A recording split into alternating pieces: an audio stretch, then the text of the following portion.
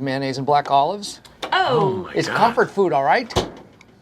God. Here are the top 10 best comfort foods you need to try before you die. Because when it comes to food, you don't want to leave any of these off your bucket list. Western bacon cheeseburger! I need to get sleep! Jalapeno thick burger! Mac and cheese. I'm hungry. Make me some mac and cheese. Fine. One of the most popular dishes in the United States, if not a lot of the world, is the delicious and simple mac and cheese. The basic ingredients for mac and cheese combine tender yet firm pasta, butter, and melted cheese. The combination usually includes elbow macaroni pasta and cheddar cheese, but you can pretty much make it with whatever you'd like. Some recipes even include vegetables, breadcrumbs, and gourmet ingredients like crab, lobster, and truffles. Despite being an American classic, mac and cheese was most likely inspired by the many pasta dishes from Italy, France, and the United Kingdom. It was apparently Thomas Jefferson who popularized it when he shipped a pasta-making machine to Virginia and served the dish at his lavish banquets. The dish was further popularized in 1937 when Kraft released its boxed variety. It was cheap and easy to prepare, but also a meal that could feed the whole family.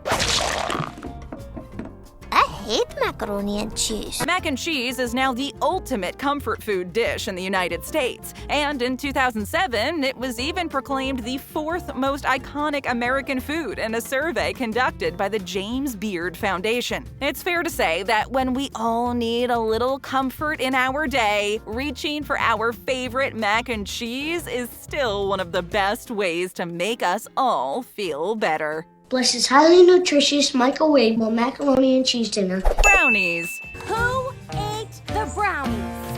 As one of the most popular American desserts, the chewy, dense, and fudgy brownie brings a lot of flavor to the table. While brownies have been a comfort staple food for decades, there is a lot of debate about where they come from. Some claim that it was Bertha Palmer, the wife of the Palmer House Hotel owner, who asked the chef to invent a new chocolate dessert to serve at the 1893 Columbian Exposition. Others say it was an accident when librarian Brownie Schrumpf excluded the baking powder from his chocolate cake and was left with a thick black cake bar. But no matter where it originates, brownies have gained a lot of popularity, especially when instant boxed mixes came into play in the 1950s. The two main brands offering the revolutionary brownie mixes, Duncan Hines and Betty Crocker. Of course, although they can be pretty delicious, the best brownies do not come from a box. Whether you prefer them underbaked, moist, and fudgy on the interior, or well-baked with a spongy texture, the trick is to use a high-quality, dark, and bitter-sweet chocolate. Nowadays, you can add pretty much anything to your brownies to add some texture, like nuts, chocolate chips, or even gummy bears. Paired with a cold glass of milk, brownies can always turn a bad day into an excellent one.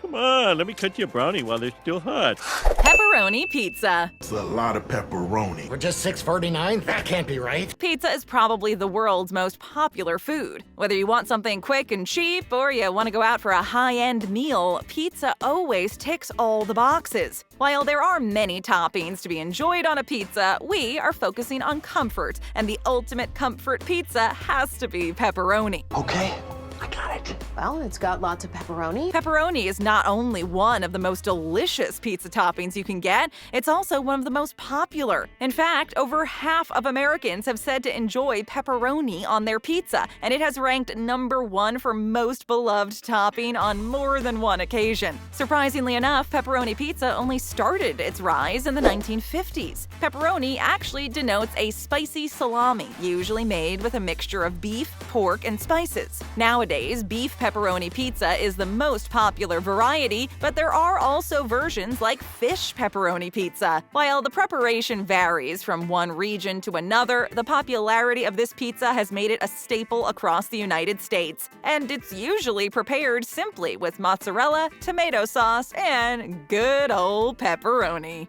Hey, Nancy, there's a slice left if you want it. Sausage and pepperoni.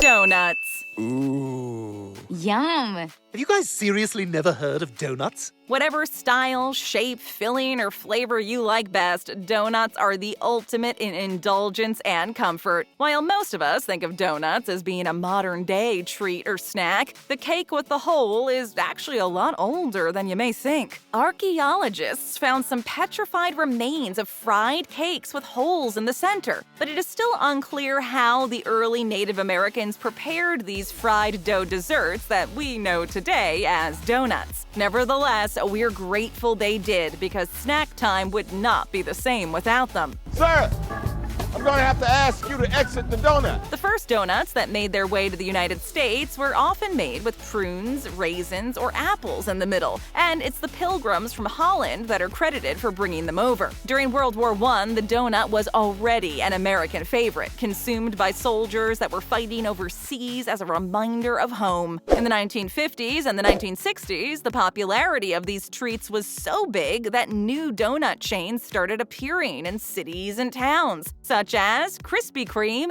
and Dunkin' Donuts, which only helped bring donuts to the masses. I've never seen a donut this nice before. Cheeseburgers. Why are there hamburgers in your underwear? Are you serious? If there's one food that screams America, apart from apple pie, of course, then it's obviously the hamburger. However, while the burger is a great comfort food, other versions of the humble burger play the role better, and one of those is the cheeseburger, an improved version of the plain hamburger. It's a natural evolution, and many will argue that the cheese adds so much more flavor to the experience. There's nothing more heartbreaking than when you order a cheeseburger and they forget to add that slice of cheese. Just like with most dishes that are extremely popular, the history of the cheeseburger can be somewhat complicated. The simple act of adding cheese to burgers didn't become popular until the mid-1920s, and many people have claimed to have been the mastermind behind the idea. The most popular theory, however, says that it was invented by a 16-year-old cook named Lionel Clark Sternberger at the right spot in Pasadena, California. He apparently added a slice of American cheese to a sizzling meat patty, and history was made. Other places also claimed that they invented the cheeseburger. There are two things I want to do. I want an American cheeseburger. Kalen's restaurant in Louisville, Kentucky claims to have accomplished the feat in 1934, but the trademark was given to Louis Ballast from the Humpty Dumpty Drive-In in Denver, Colorado in 1935. I love this burger. It's so delicious. Peanut butter and jelly sandwich. I know you love peanut butter and jelly sandwiches. Why? As a child, if there's one thing you were always happy to find in your lunchbox, it was a PB&J sandwich. Whether you had the crust cut off or you ate it au naturel, it was always a delicious treat. The salty flavor of the peanut butter mixed with the sweetness of the jam has allowed this sandwich to become the ultimate staple of American foods and has spread throughout the world. Quick, easy, and affordable, PB&J sandwiches can be eaten for breakfast, lunch, and even for dinner if you're feeling particularly nostalgic. All you need to make this absolute icon is 2 slices of bread. It can be white, whole grain, sourdough, it's all up to you. The peanut butter of your choice, but if you like it with a little more spunk, we suggest going with the crunchy kind. And your favorite jam, with grape jelly and strawberry being all-time favorites with most kids. Peanut butter, and jelly. Today, it's become such a classic. A 2002 survey showed that the average American will eat around 1,500 PB&J sandwiches before their high school graduation. It really is the universal comfort food. Sorry, but I just realized I have nothing but peanut butter and jelly. Fried chicken. When it comes to comfort food, everyone has their own go-to meal they go to when in need. If you're anywhere in the South, however, chances are your comfort food will be fried chicken. Whether it's in a sandwich, on waffles, or all by itself, fried chicken seems to always hit the spot. Even though there are a lot of arguments surrounding the fried delicacy, since everybody claims to have the absolute best fried chicken, people can universally agree that it needs to be moist moist, succulent, and tender, coated with a crunchy golden brown crust. We all got to taste the greatness of fried chicken during the colonization period when Scottish immigrants settled in the South. By doing so, they brought their chicken recipes with them. Then, new seasonings and spices were introduced, and the dish quickly gained popularity. TJ, thank God you're here. How'd you find me? It's the only chicken and waffle place in all of Holland. The chicken needs to be fresh and small in size in order for the meat to be more tender with the perfect meat-to-crust ratio. Once the chicken is hot, crispy, and ready to be consumed, it is traditionally accompanied by buttered biscuits, southern potato salad, mashed potatoes, or cream gravy on the side. Now that is some finger-licking good comfort food. This is the best Kentucky Fried Chicken I ever had. Grilled cheese. Whoa! Is that a grilled cheese deluxe from Cheezers? Yes, it is. The grilled cheese sandwich. A simple yet ever so tasty snack that's easy to prepare. In fact, it's probably one of the first things most people learn how to make for themselves as kids. Prepared with 2 slices of bread and your choice of cheese, there's nothing quite like a grilled cheese. Crispy on the outside and gooey on the inside, it's truly something for the history books of tastiness. Even though bread and cheese have been a pretty common pairing ever since the early 1900s, the first grilled cheese made its way into the United States back in the 1920s. It was originally prepared open-faced using a slice of bread and shredded cheese. Cheese, bread, clogged arteries. Why complicated? Now it's all about the melting slice of American cheese oozing from the middle of the sandwich. A good grilled cheese sandwich is always a winner when it comes to a quick and easy food fix. Today, the sandwich has evolved into various creations as innovators started serving it on bagels, adding different kinds of cheese, meat, and even vegetables. The grilled cheese still remains a staple comfort food and is so many kids' favorite, although it is often consumed by many adults, and it is even served in some high-end restaurants. For many people, there is nothing better than pairing a hot grilled cheese sandwich with a bowl of tomato soup, making it a more comforting combination that is best when consumed on a cold, rainy day. So, what do you want your username to be? Hot dogs. Hot dog or chicken? Hot dog. Hot dogs have been the star of the show at every barbecue, ball game, and carnival for what seems like forever. There's just something about the simplicity of a sausage and a bun with very simple condiments. And if you're looking for something a little more out there are plenty of ways to turn your hot dog into a culinary canvas. Covered in cheese, wrapped in bacon, topped with chili, you name it. But what if I want 2 hot dogs? Hey.